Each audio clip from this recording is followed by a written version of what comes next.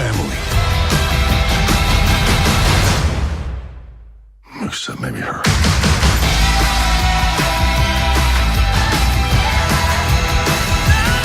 Guardian of the Galaxy 2. So Guardian of the Galaxy 2 is a sequel to the Guardian of the Galaxy. So now we finally get to know more about Peter Quill and his father, parent, where does it come from, all his history with his parents and stuff. And then along the journey, so many things happening within Peter Quill mindset. So we finally know what Peter Quill is, why he is able to hold one of the Infinity Stone. In the first movie, there's a lot of explanation that has done in this film that was really, really good. So basically, this movie really talks a lot on Peter Quill's origin stuff. Then he's trying to accept that his father, played by Kurt Russell. And to be honest, this movie is really good for what it is supposed to be. To be honest, I did not love the first Guardian of the Galaxy because for me it's just a meh. It's just a formation of the Guardian of the Galaxy, and then they do all this superhero cliche where something bad's gonna happen, they're gonna save the world. So that one is a bit too superhero cliche for space opera, but this one did very, very well in terms of Quill's origin and his father's story, and then there's a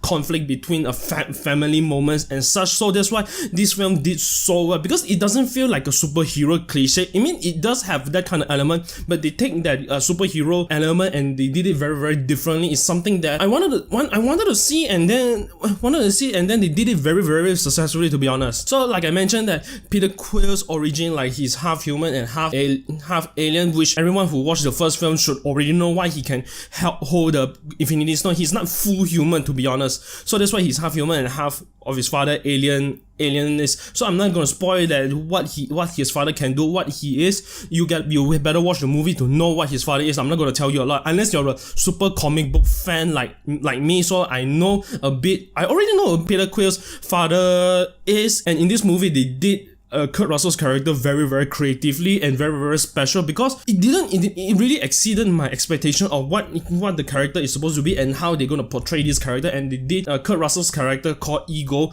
He did it very, very well, because this is a sequel. So I don't expect a lot of character development between the main five characters, because they did it very, very well in the first movie. So I wanted the character development on the side characters like Yondu, Mantis, and even Peter Quill's father, and they did it very, very successfully. Even though these are considered the side characters, but they did give them enough character development, even to the point they served their purpose within the story. And then while I was watching this film, there were a lot of action going on, and the action was pretty well done. It was really, really entertaining. It was really thrill riding, and the action goes along very, very well with the CGI, because it's in space. There was a lot of CGI going on, and then the CGI was so well done to the point I didn't really notice any flaws, to the point it doesn't feel fake. It felt very, very real, even though it's really full CGI. But they put the amount of details within this film was pretty well done. I have to give applause for the SFX studios and all the people who done the special effects. It's a very, very well balanced between the fun, the seriousness, the tone. Everything was well balanced, like Civil War. Civil War was very, very well balanced between the character development, the tone, the fun. Everything was very, very well done, to the point I was so entertained one second by the other.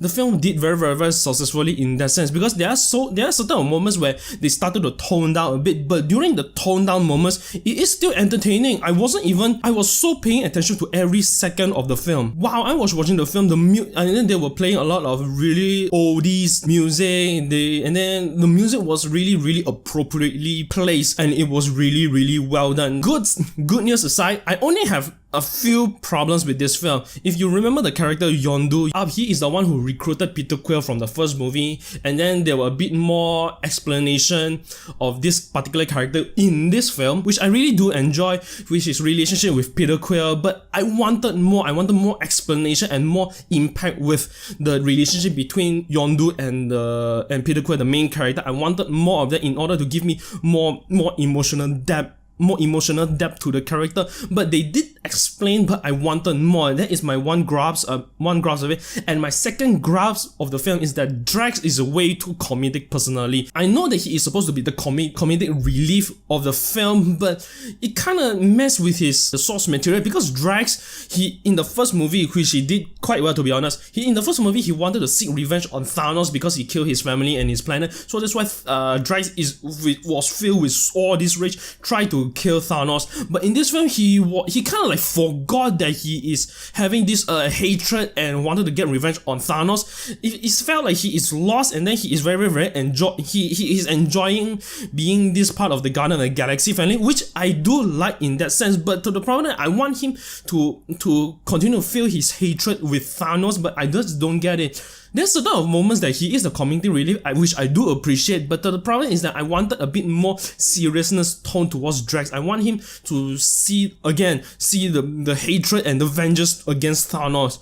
But in this film, they make him a bit too comedic, but I kind of get where they're going for. That is my only gripes with this, with these two things within the film. But other than that, to be honest, I walked out the cinema smiling and wanted more of Guardian of the Galaxy 2. Guardian of the Galaxy 2 is a really good film. Honestly, I did not expect to enjoy and be entertained by this film so much. It was so good, it was so excellent. It is exactly the kind of vibe, tone, story, character development kind of film that I really wanted when I watched the film.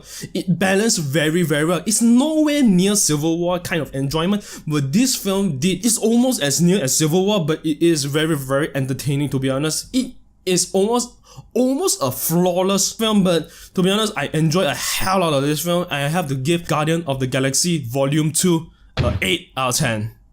I did enjoy the first one, I didn't love it, but this film was so good to the point I love this film, so that's why I give it a very high score of an 8 out of 10.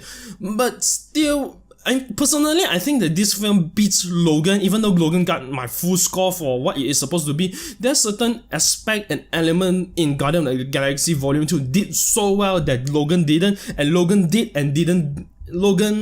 Some aspect in Logan that did so well and didn't do well in Guardian of the Galaxy. So to the point, it's kind of a juggle. But when it comes to like, if I really want to relax and watch a movie, which one would I pick to watch? I would watch Guardian of the Galaxy Volume 2 instead of Logan, because this one is more fun to watch, it's very entertaining to watch, and then I want to be entertained, I want to have a very good mood to go and watch, so I would pick Guardian of the Galaxy 2 over Logan, to be honest, because Logan is more of a character development, depth kind of emotional kind of film than Guardian of the Galaxy 2. So if I want to watch a good popcorn flick kind of film, Guardian of the Galaxy 2 is a go for it. So this is my review for Guardian of the Galaxy Volume 2, and if you like this video, give me a thumbs down. If you don't like this video, if you want to watch more of my movie reviews in the future, subscribe to my channel to see more, and I'll see you all next time.